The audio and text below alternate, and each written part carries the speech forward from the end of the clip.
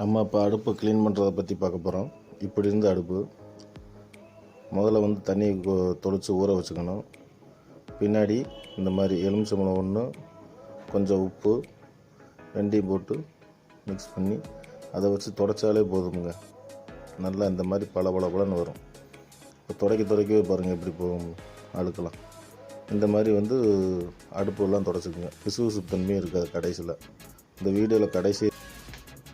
வீடியோவில் கடைசியில் பார்த்தீங்கன்னா நீங்களே ஆச்சரியப்பட்டு போவீங்க. அந்தளவுக்கு க்ளீனாக இருக்கும். நீங்களே பார்த்தாலே புரியும்.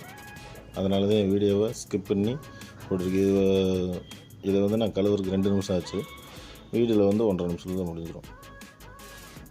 Okay, thanks.